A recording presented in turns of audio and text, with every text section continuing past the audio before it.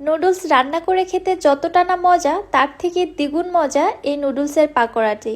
আমার তো মনে হয় অধিকাংশ মানুষেরই এই রেসিপিটি অজানা। আসসালামু আলাইকুম everyone, welcome back to my channel. আজকে আমি তৈরি করছি ক্রিস্পি নুডলস পাকোড়া।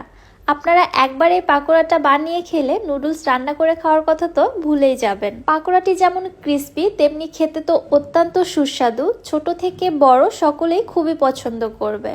চলুন রেসিপি দেখে আসি। নুডলসের পাকোড়া বানাবো, নুডলস তো লাগবেই। এজন্য আমি এখানে নিচ্ছি 4 প্যাকেট মিস্টার নুডলস। আপনারা যে কোনো নুডলস দিয়ে তৈরি করতে পারবেন। নুডলসের প্যাকেট থেকে ফার্স্টে নুডলস এবং নুডলসের মশলাগুলোকে আলাদা করে নিচ্ছি।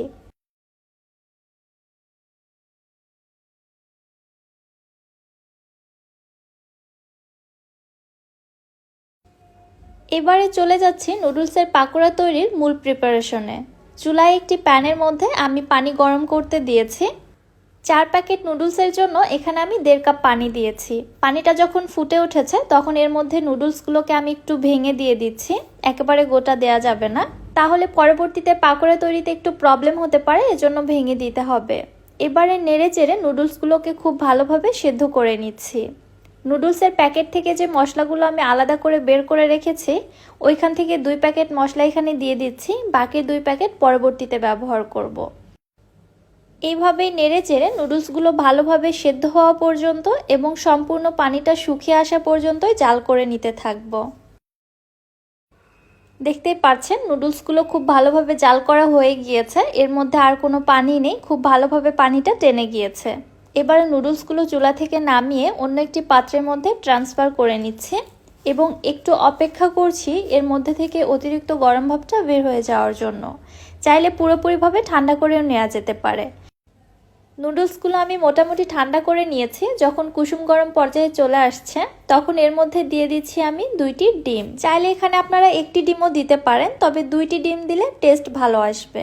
এরপরে দিয়ে দিচ্ছি এখানে বড় সাইজের 2টি পেঁয়াজ কুচি, হাফ চা চামচ শুকনা মরিচের গুঁড়া, হাফ চা চামচ হলুদের গুঁড়া, হাফ চা চামচ দিয়ে দিচ্ছি ভাজা জিরার গুঁড়া, 3 থেকে 4টি দিয়ে দিচ্ছি কাঁচামরিচ কুচি, 1/4 টিস্পুন দিয়ে দিচ্ছি লবণ, হাফ কাপ ধনিয়া পাতা কুচি এবং সবশেষে দিয়ে দিচ্ছি এখানে হাফ কাপ কর্নফ্লাওয়ার। কর্নফ্লাওয়ারের পরিবর্তে আপনারা এখানে চালের গুঁড়াটাও ব্যবহার করতে পারেন, তবে চালের গুঁড়ার পরিবর্তে কর্নফ্লাওয়ারটা দিলে বেশি বেটার হবে, পাকোড়াগুলো অনেক বেশি ক্রিস্পি হবে। চালের গুঁড়া দিয়েও ক্রিস্পি হবে, তবে কর্নফ্লাওয়ার দিয়ে বেশি ক্রিস্পি হয়। এবার আমি আলতো হাতে নেড়ে চেড়ে সব কিছু খুব ভালোভাবে মিক্সড করে নিচ্ছি। এখানে প্রেসার ক্রিয়েট করে মিশ্রণটা মিশিয়ে নেওয়া যাবে না, তাহলে নুডলসগুলো গলে যেতে পারে। এজন্য যতটা সম্ভব আলতো হাতে নেড়েচেড়ে মিশিয়ে নিতে হবে, তাহলে নুডলসগুলো একদম আস্ত থাকবে।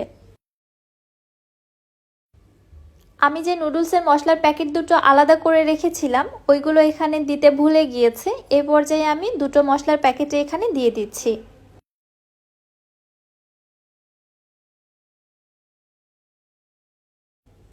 আবারও একটু আলতো হাতে এই মশলাগুলো মিশ্রণের সঙ্গে ভালোভাবে মিশিয়ে নিচ্ছি। সবকিছু যখন খুব ভালোভাবে মেশানো হয়ে গিয়েছে তখন একটু চেক করে দেখবেন পাকোড়া শেপ দেয়া যাচ্ছে কিনা। যদি পাকোড়ার শেপ না দেয়া যায় তাহলে প্রয়োজনে এখানে আরও একটু চালের গুঁড়া বা কর্নফ্লাওয়ার অ্যাড করে দিবেন। আমার এখানে সবকিছু ঠিকঠাক আছে, খুবই সহজেই পাকোড়ার শেপগুলো দেয়া যাচ্ছে। চলে যাচ্ছি চুলাতে পাকোড়া ভেজে নেওয়ার জন্য। চুলায় একটি প্যানের মধ্যে আমি বেশ খানিকটা তেল খুব ভালোভাবে গরম করে নিয়েছি মিডিয়াম হিটে।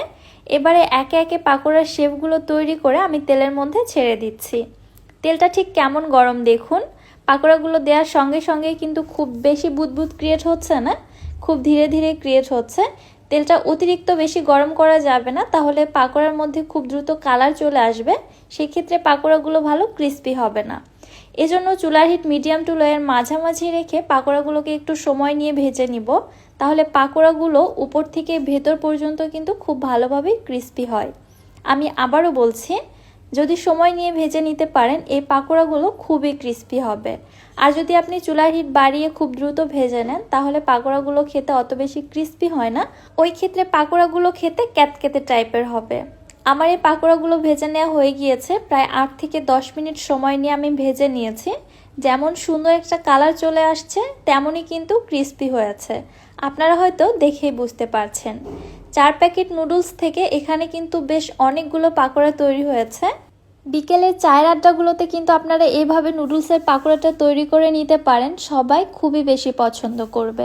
আমি একটু ভেঙে দেখাচ্ছি, দেখুন, তাহলেই বুঝতে পারবেন পাকোড়াটা কত বেশি ক্রিস্পি। কি বুঝতে পেরেছেন তো ভেতর থেকেও কতটা ক্রিস্পি হয়েছে, তাই না? আপনি এই পাকোড়াটা একবার যাকে খাওয়াবেন সেই কিন্তু আপনার প্রশংসা করতে বাধ্য হবে, এতটাই মজাদার পাকোড়া এটা। আশা করছি রেসিপিটি আপনাদের কাছে অনেক বেশি ভালো লেগেছে। রেসিপি কেমন লাগলো অবশ্যই আমাকে কমেন্ট করে জানাবেন। রেসিপি ভালো লাগলে যারা আমার ইউটিউব চ্যানেল থেকে ভিডিওটি দেখছেন, চ্যানেলটি সাবস্ক্রাইব করে পাশে থাকা বেল আইকনটিতে ক্লিক করে রাখবেন পরবর্তী ভিডিওর নোটিফিকেশন সবার আগে পাওয়ার জন্য। এবং যারা ফেসবুক পেজ থেকে দেখছেন, পেজটিতে একটি লাইক অথবা ফলো দিয়ে দিবেন। আজকের মতো বিদায় নিচ্ছি। আল্লাহ হাফেজ।